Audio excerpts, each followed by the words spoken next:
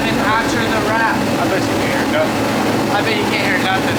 So we're gonna go ahead and get this room up to probably about 90 degrees, take off the hoodie, and it will get cold really quick because it's cold outside. Let's get to that. Today we're working on this Audi A7. This is the one that we've been rebuilding on the channel. It is actually his. The wrap's done, car's back on the ground, rolling, everything's good. So we're actually gonna do a Underglow kit on this car.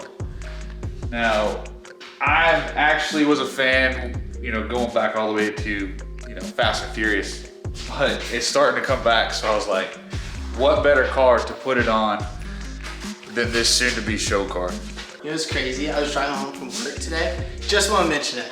So obviously watching Fast and Furious, because you bring that up, we were both like, that's kind of what started cars for a majority of everyone in our generation. Yeah, I would say so. But I was driving home from work. I have the M4, I have Underglow, I have bags, I have the livery, I have the seats, and I have the computer sitting next to me. It was connected to my car. So I felt like, I was sitting there, I was like, man, I just realized I just like made a modern, I mean, it's from Fast and Furious. That's like the original Fast and Furious. Yeah. Like that's what made those cars. And it was kind of trippy to me because I was like, man, I saw this in a movie as a kid and for some reason I just followed through. And now I have a car that has, I mean, the rise to the high horsepower, it's the mixture, and it's like an actual thing. I think it's cool.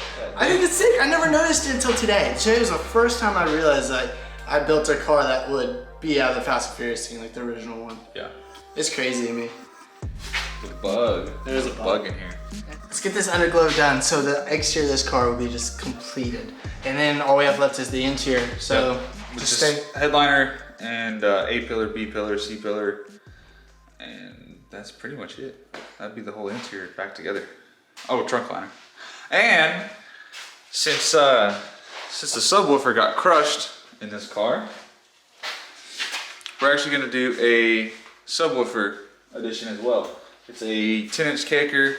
Link in my YouTube on install, like in detail, with like what amp I went with, how I wired it, where's the wiring. Everything will be linked in the description below for the how-to on the subwoofer install.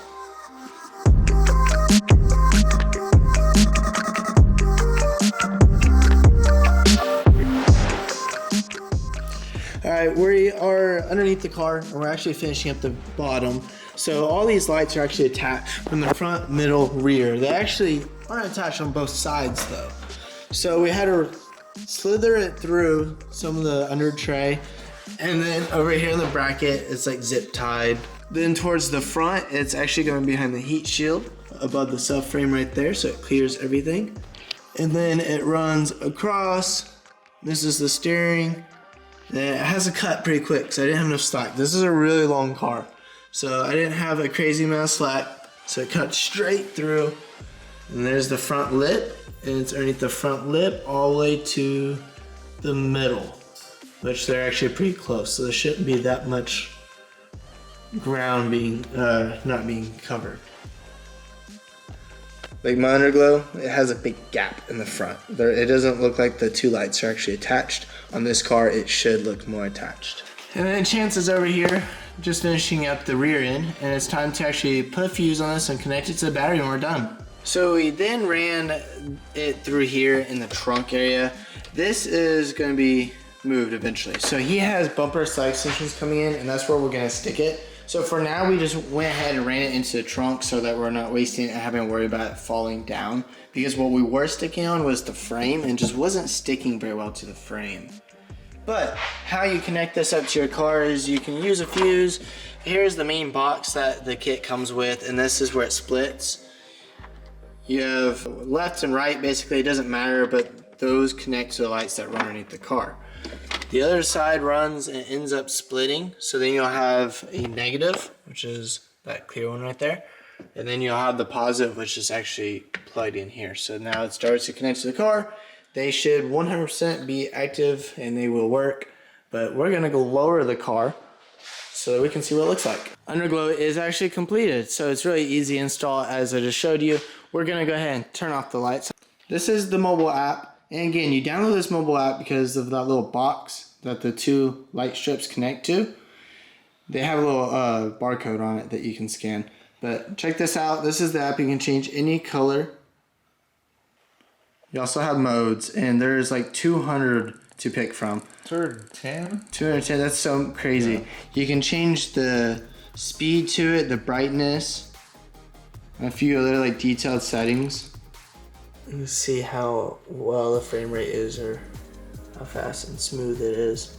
It's cool that you have the option of 200 plus of different like colors and designs and the way it strobes. Some are like rough or edgier, some are super smooth.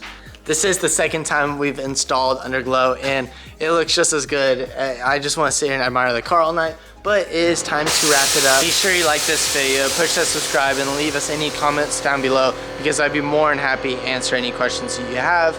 And I hope I'll see you guys in the next video because we will see this bagged Audi A7 out on the road next video. Peace out. See you guys next time.